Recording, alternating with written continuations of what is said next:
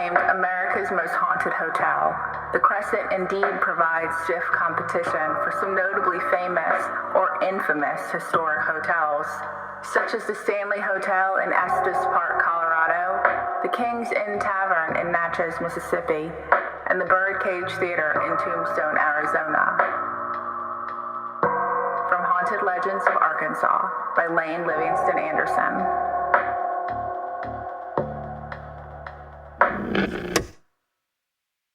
Hey y'all, we are back with an all-new episode today. We're going to head on out to Arkansas and we are going to explore the haunted history of an iconic hotel. And I bet some of y'all already know what place I'm talking about, but first, I've got a couple things for you. Now this is probably a little late notice as we've been on a bit of a Halloween hangover, but on Saturday, December 3rd, I'm going to be in the Atlanta area for a true crime live event with some of my true crime buddies, my podcasting friends like Nina Instead from Already Gone, Bob Mata from Defense Diaries, and of course Jen and Cam from our true crime podcast. The event will be at a place called Pinky's Up in Roswell, Georgia from 7 to 10. So if you'd like to come out, grab your tickets now. I believe there's only a handful left. It's not that far away. The link to that is in the show notes. Also, don't forget, next month we're giving away a free copy of the 6th issue of The Morbid Curious, a journal of ghosts, murder, and the macabre, published by the one and only Troy Taylor of the American Hauntings podcast. Well, this issue is entirely focused on the haunted history and true crime of New Orleans, so Brienne has an article published in it. If you'd like to grab your own copy, you can of course head over to Amazon and get one. I'll have the link in the show notes down there, or you can sign up for our newsletter for a chance to win one next month. So with that, let's head on out to Arkansas for today's story. We're going to the beautiful Victorian village of Eureka Springs. Of its origins, Tom Ogden wrote of Eureka Springs in his book Haunted Hotels, quote, "The town owes its existence to the cool mineral springs located throughout the region. In the mid-1800s, a doctor by the name of Alva Jackson was convinced that his son's inflamed eyes were healed by rinsing them with the waters of one pool named Basin Spring. During the Civil War, the doctor opened a, quote, hospital in a local cave and later bottled and sold the spring water as Dr. Jackson's eye water. The reputation of the water's healing powers grew over the following decades, and a flood of tourists and folks searching for healing came to Eureka Springs. Powell Clayton, a former governor of Arkansas, recognized this as an opportunity to profit and decided to create something that would guarantee Eureka Springs would become a destination desired by all. So with a group of developers and investors, Powell created the Eureka Springs Improvement Company, which purchased 27 acres of land above the town on the north end of West Mountain. It was there that they'd construct a beautiful hotel, a luxurious resort nestled in the Ozark Mountains, a, quote, castle in the sky that would give its guests the opportunity to enjoy a stunning view overlooking the surrounding valley while partaking in the healing powers of the natural springs.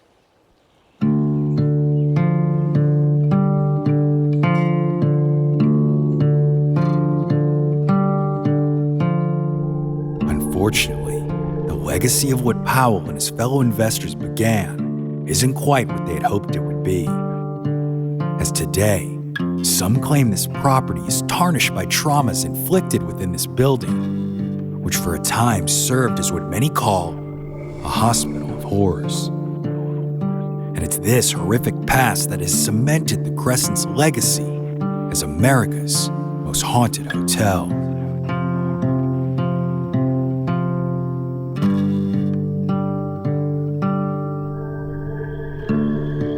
My name is Brandon Scheck-Snyder, and you are listening to Southern Gothic.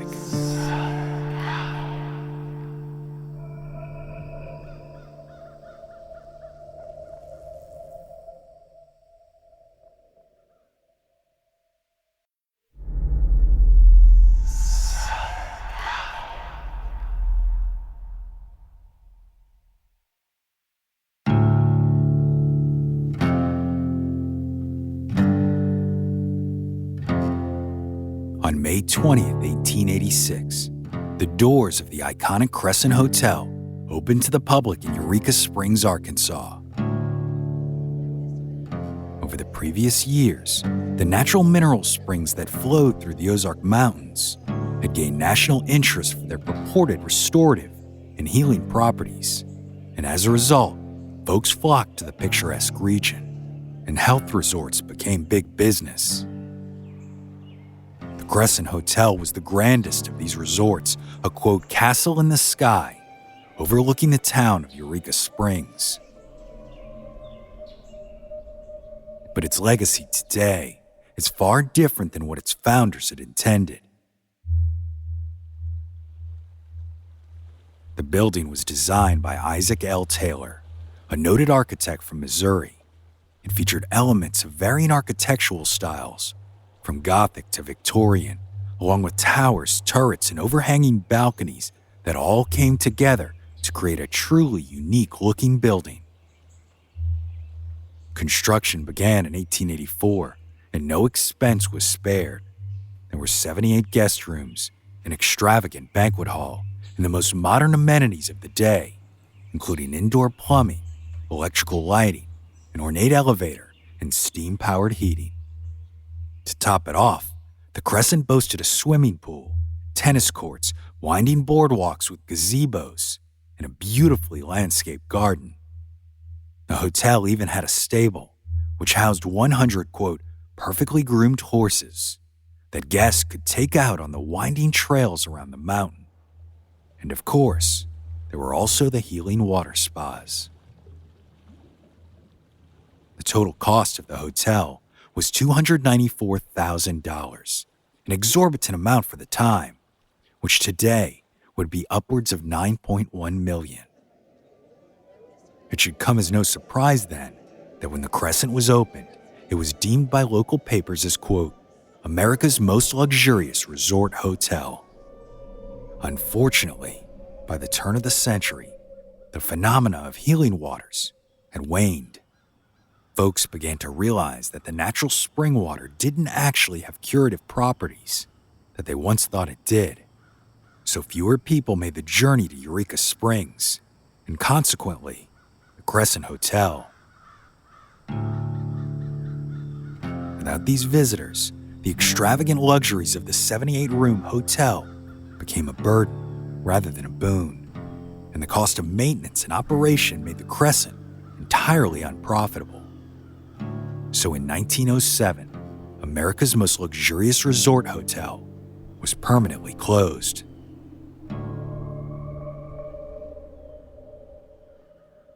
But while the resort was no more, the building remained. So in 1908, it began to have a bit of a double life. As in the fall and spring, it became the home of the Crescent College and Conservatory for young women, a boarding school for girls. And then, during the summer months, when the students returned home, it was once again operated as a resort. Ultimately, though, the women's college suffered the same fate as the initial business, as the mounting cost of upkeep could not be sustained solely through tuition payments and those summer guest fees. So the doors were closed once again in 1924. Then another attempt to revitalize the building came in 1930, this time as a junior college. But this too did not last for long. It closed after only 4 years, and it's said that it was at this point residents in Eureka Springs began to see what was once the castle in the sky was jinxed, or possibly even cursed. But little did they realize the worst was still to come.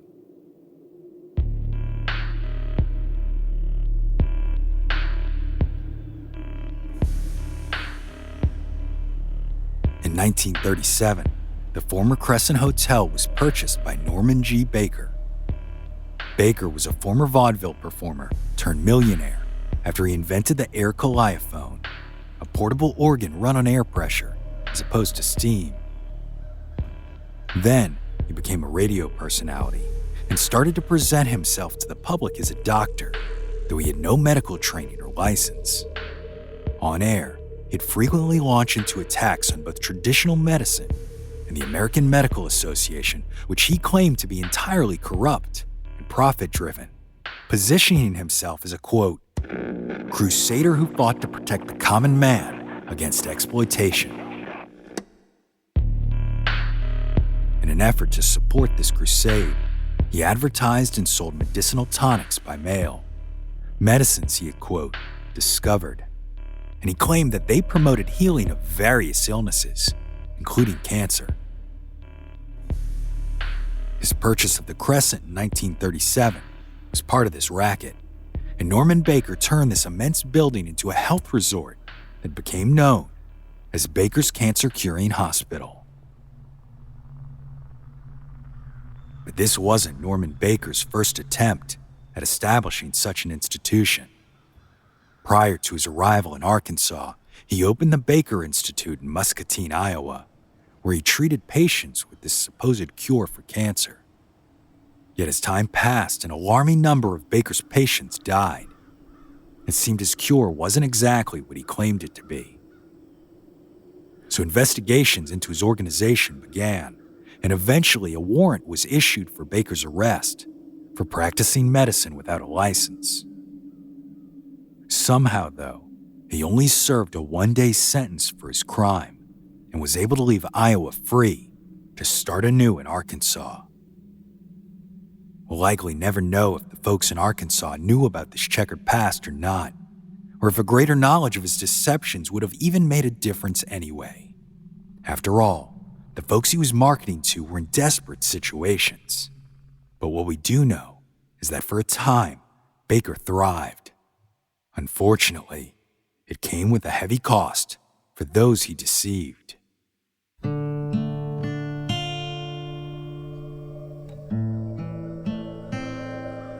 There are no records as to exactly how many patients were admitted to Baker's facility in Eureka Springs, though it is estimated to be in the hundreds. The hospital was advertised nationally as a facility that used neither surgery nor painful protracted treatments in its cures, and it boasted that patients who came there for treatments walked away completely cancer-free.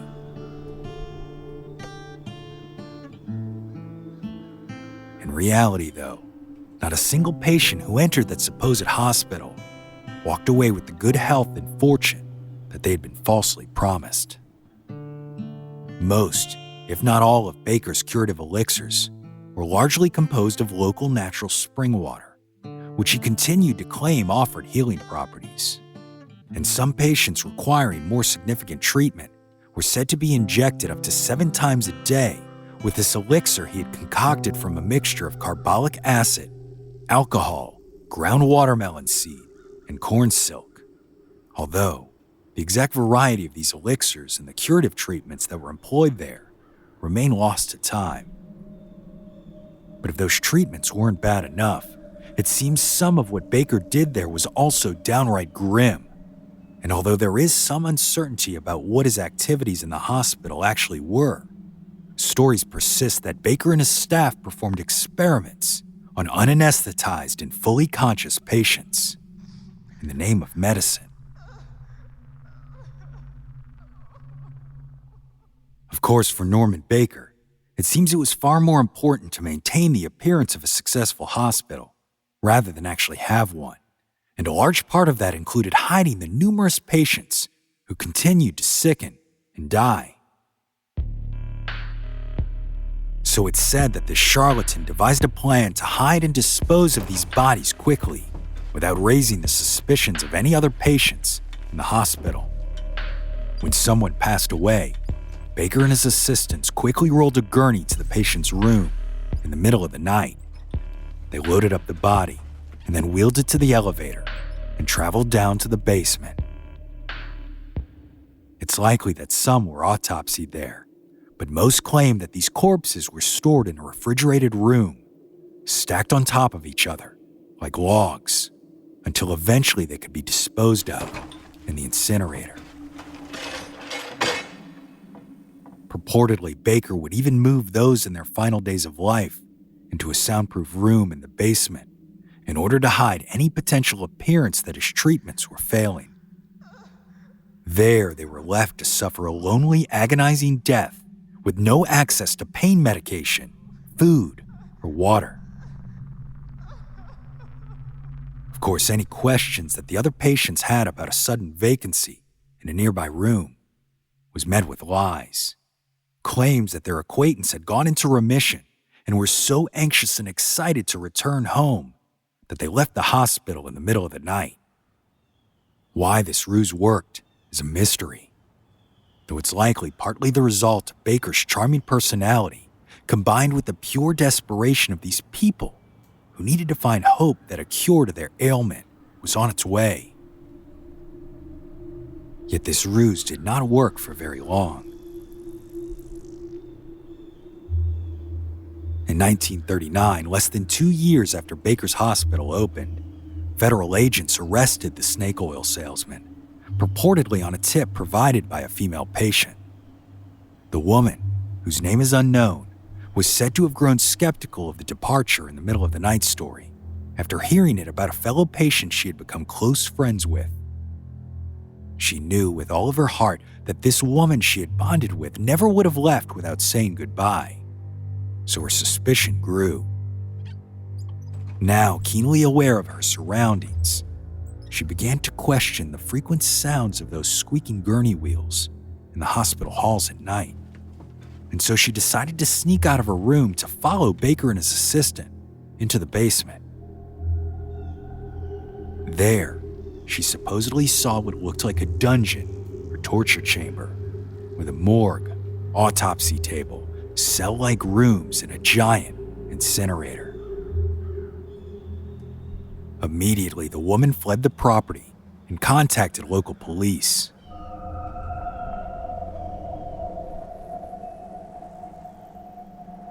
The accuracy of this account is of course unknown, and it is possible that some of the more shocking elements of the stories were hyperbolized.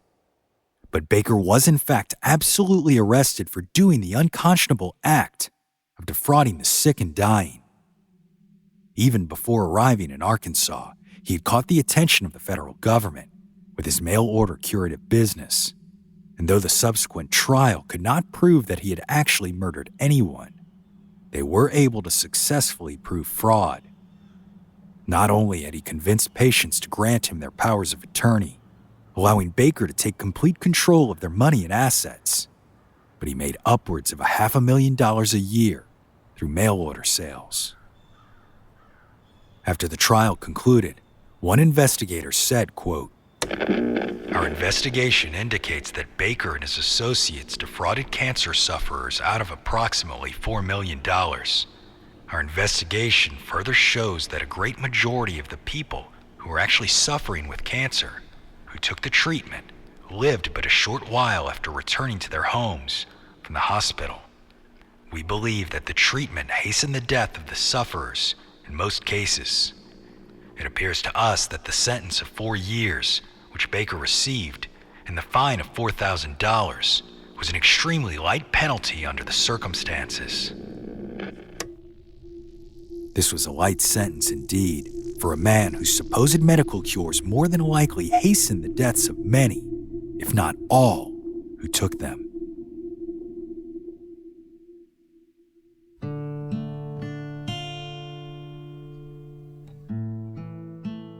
One man who testified against Baker was John Tunis. John's wife, Lula, was dying of cancer in the spring of 1930 when she went to Baker's hospital in Iowa. He stated, quote, "She needed treatments. She told me it was awful, that 5 or 7 needles a day were stuck into her, and they would hold them there until the medicine ran out. She said it didn't do much good, said she wanted to go home, that she was getting worse. She was in terrible shape when she left the Baker Institute and went down in bed right away." Lula Tunis was dead by Christmas that same year.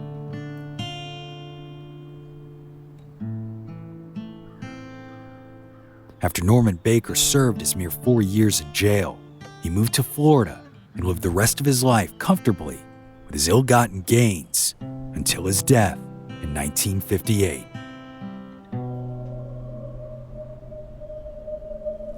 Of course, with all of this trauma taking place on the grounds of this once luxurious hotel, it's no wonder why visitors to what is once again this resort have experienced some pretty eerie encounters with the seemingly paranormal.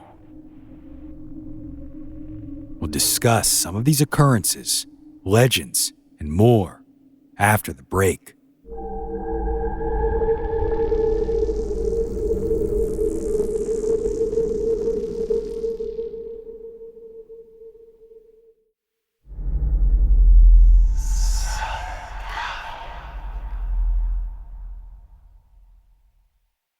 As if the history of the Crescent Hotel isn't dark enough, there remains one final legend of the notorious Norman Baker and his Hospital of Horrors, which for the longest time seemed as if it was merely local lore, but in the last 5 years has been somewhat validated by fact.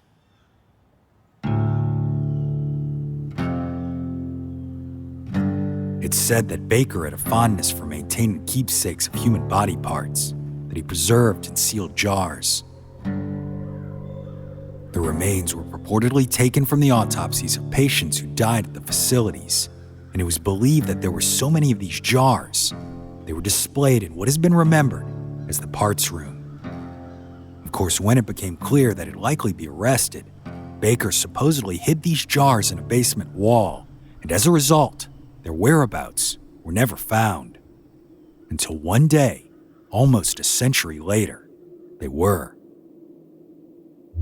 In February of 2019, a landscaper unearthed a dump site filled with hundreds of human bodies. So an archaeological dig commenced on this site that is believed to be the hospital's dumping ground. From this emerged roughly 5,000 bottles, some still in pristine condition. There were even serum-style bottles, which seemed to contain the formula for Baker's elixir that we now know contained brown corn silk, red clover, ground watermelon seeds, peppermint, glycerin, and carbolic acid. Also discovered were pharmacy-style mixing tools, the blade of a bone saw, and reels of Baker's 16mm promotional films.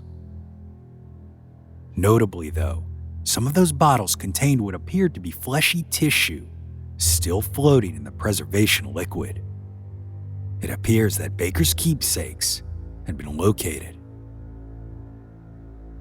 Further tests conducted on one of the specimen jars indicated that they were consistent with human tissue, although it wasn't cancerous or a tumor. So why would Baker maintain this collection? Well, a clue may come from the hotel's promotional material, which includes photographs of specimen jars with the tagline, "We have proof of our success. We have hundreds of specimens like these." This was certainly an interesting claim for Baker to make and advertise, for he didn't actually advocate for the use of surgical intervention in the treatment of cancer. Now, as to these items' current location, some have actually been returned to the basement of the hotel, where they remain on display in the former morgue area. There, it is said that Baker conducted autopsies and post-mortem surgeries. That original autopsy table and the walk-in cooler where he kept cadavers still remains there today.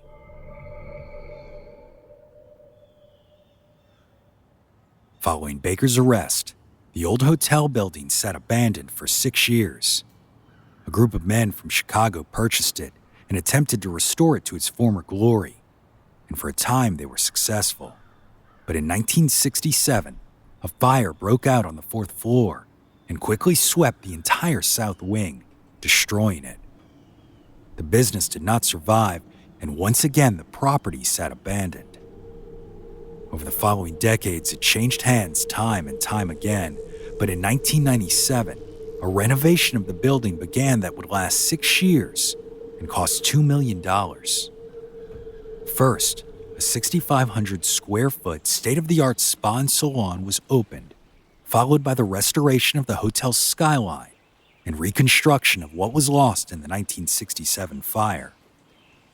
The original penthouse, central observation tower, and original 24-foot-tall crescent moon weather vane were restored, as were the 78 guest rooms, assorted lounges, and landscape gardens. On September 6, 2002, the 1886 Crescent Hotel and Spa reopened and remains that way to this very day.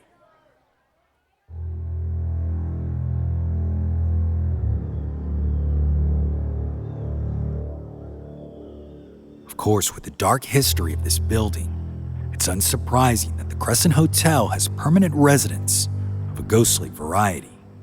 In fact, the resort's website even boasts, quote, "Share a hotel with guests who checked out but never left." Several well-known spirits are believed to haunt the grounds, and though many have links back to the building's time as a hospital, that's not the case for all of them.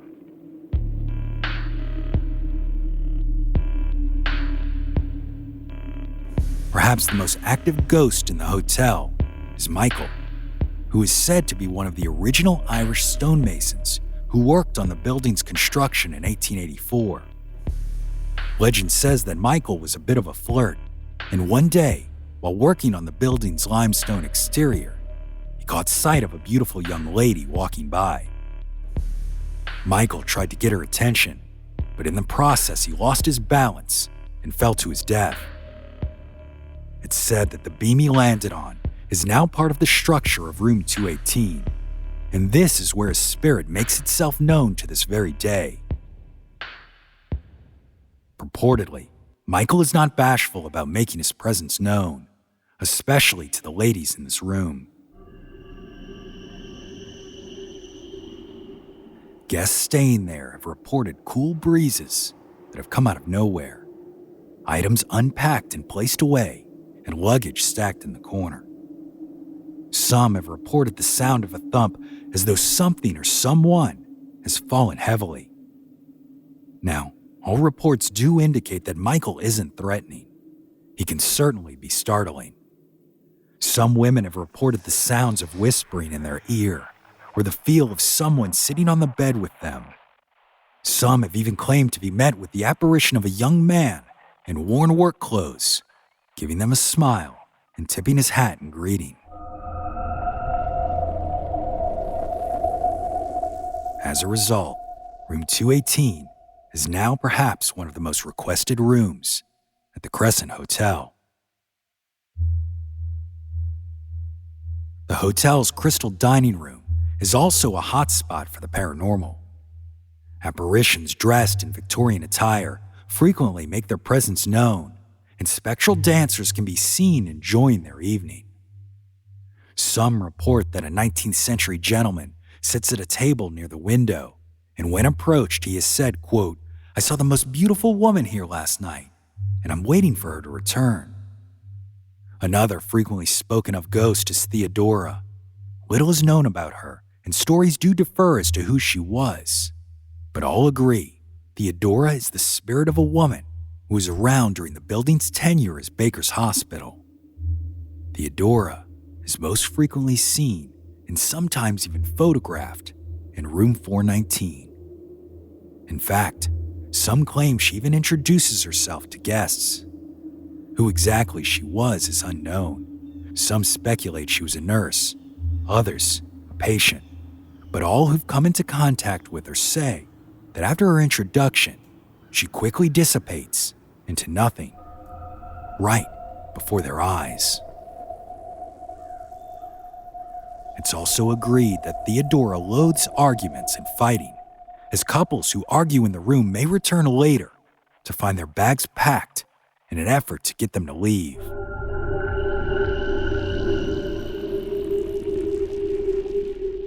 In 2019, Ghost Adventures visited the property and chronicled some of these apparitions. Docent Diane Newcomb told the TV hosts about one of the experiences she personally had while giving a tour. Quote, "We talk about a little boy named Brecky who died here when his appendix ruptured, and I was talking about him one night. I was standing right here, and someone captured a photograph of that bench behind me there with an apparition in it. Diane was then asked if she had that photograph, and she did in fact still have it. The image was uncanny.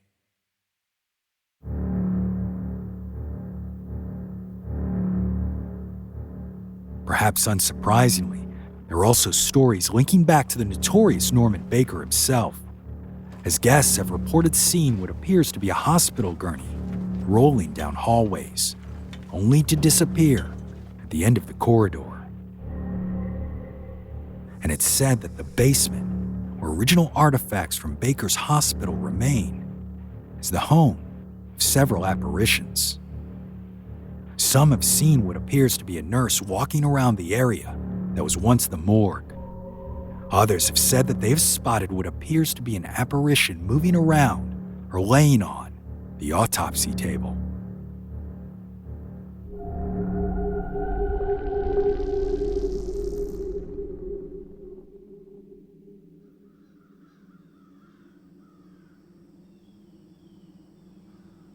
Yet perhaps the most perplexing and heartbreaking spirit of the Crescent Hotel morgue is said to be that of a young girl, perhaps 7 or 8 years old. Her apparition has long, curly hair, and she has on an old tattered dress. The girl is most frequently seen in the room behind the morgue cooler, peeking around the door frame to see who has come to the basement before disappearing. Some have even reported the chilling feeling of a child-sized hand slipping into their own and holding it. But who this girl was, what may have happened to her, and why her spirit remains trapped there is unknown.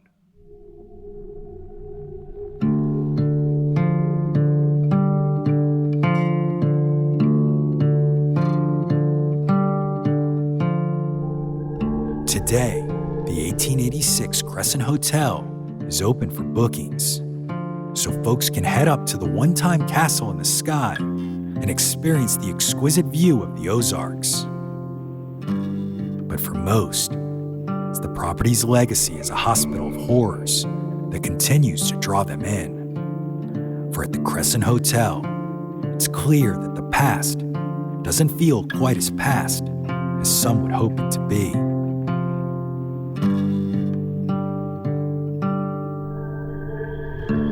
My name is Brandon Schexnayder, and you've been listening to Southern Gothic.